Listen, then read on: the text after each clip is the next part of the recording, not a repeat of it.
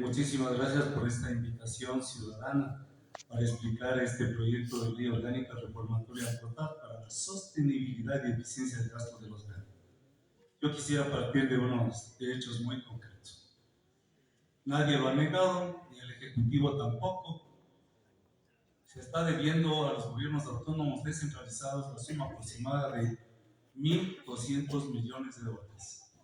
Eso ha impedido que los diferentes programas sociales que tienen los gobiernos autónomos descentralizados tengan un serio quebranto. Han tenido que hacer malabares para poder manejar el presupuesto que exiguamente lo tienen ahora.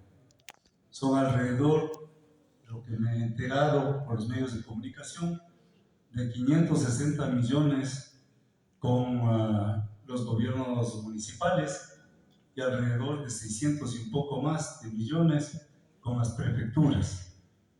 Y con las juntas parroquiales, en definitiva, ratifico el rubro de 1.200 y un poco más de millones. Es la deuda del gobierno.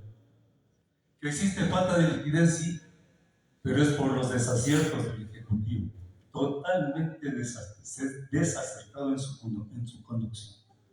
Entonces, obviamente, las exigencias de los gobiernos autónomos descentralizados es que se pague esa deuda que ya se está acumulando demasiado, y no lo hace, no quiere hacerlo, porque quiere trasladar la responsabilidad para que obviamente sean los municipios los que tengan que enfrentar a la ciudadanía cuando ellos exigen obras, servicios y obviamente acciones de carácter social.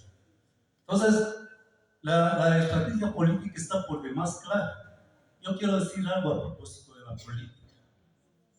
Todos tenemos una posición política. Si alguien dice que no tiene ninguna posición política o que es apolítico, es mentira. Como siempre lo digo, cuando un niño va a comprar un caramelo en la tienda, esa también es una acción política, porque detrás de un caramelo existe un proceso productivo de trabajadores y empleadores, de tal manera que de forma indirecta o directa todos hacemos política, y en buena hora que existe esa posibilidad. Otra cosa es la política. Con toda esta situación yo quiero ser muy objetivo en cuanto a lo que se viene. Lo que se viene es por demás grave y la ciudadanía debe estar atenta. Se nos ha dicho, y lo conocemos, viene ya el segundo y definitivo debate de este proyecto de ley. ¿Saben ustedes la composición del Parlamento ecuatoriano? Esta ley se va a aprobar. Con todas las deficiencias constitucionales se va a aprobar. Porque obviamente existe una gavilla de incondicionales que van a ser mayoría y que son obsecuentes servidores del gobierno nacional. Quieren licuar la deuda de 1.200 millones a través de este inusitado proyecto de ley económica urgente. Y hay que estar prevenidos. Sin embargo, no se necesita ser adivino para lo que va a pasar.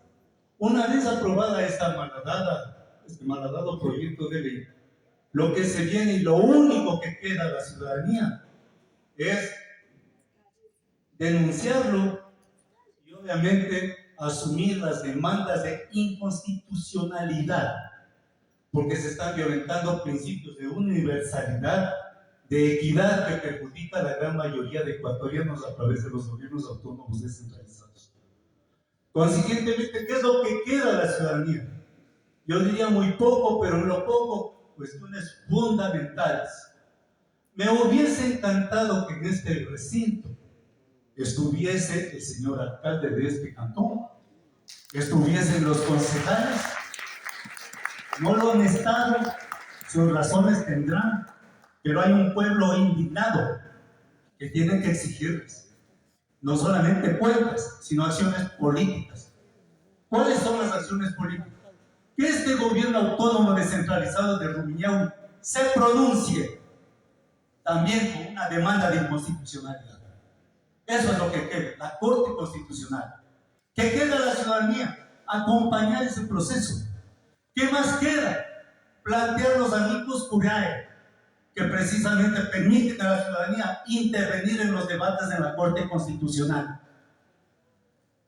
Ya está plenamente demostrado. Ha habido ya leyes que han seguido este camino de la incondicionalidad y se han declarado inconstitucionales. Y pese a la inconstitucionalidad de una ley que ustedes la conocen, el señor Daniel Noboa se perdonó a sí mismo 90 millones de dólares con una ley abiertamente inconstitucional y proscrita por la Corte Constitucional. Eso amerita enjuiciamientos civiles, administrativos, penales de este Ejecutivo. Por lo tanto, yo quiero ser muy objetivo.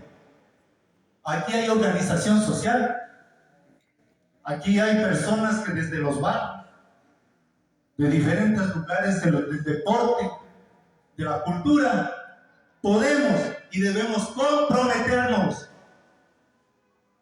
a trabajar y a movilizarnos ante los organismos legales competentes como la Corte Constitucional para echar abajo este proyecto. Finalizo. El distinguido licenciado Marcelo Ayala ha manifestado con mucha razón. Existen indudablemente municipios inflados, gobiernos municipales, cantonales, parroquiales posiblemente inflados en cuanto a personal. Eso es importante, pero hay que hacer en definitiva control interno con la ciudadanía, con la Contraloría, con diferentes niveles.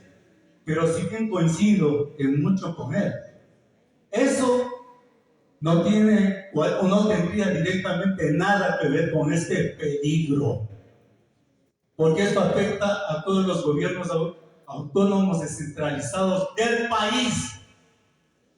Y obviamente frente a una situación de falta de salud, de educación, de criminalidad ascendente, en que hemos visto, y no lo decimos aquí en el Ecuador, afuera, al Ecuador le conocen como un Estado fallido y un Estado narcodelictivo, que lo encabeza el propio presidente de la República, directamente vinculada con la exportación de cocaína a través de barcos que salen de los puertos privados del Ecuador, barcos de la bananera Noboa, y llegan a Europa. Consiguientemente, ese es un trabajo de decencia, de honestidad, de luchar para que este país no se derrumbe más de lo que se ha venido haciéndolo.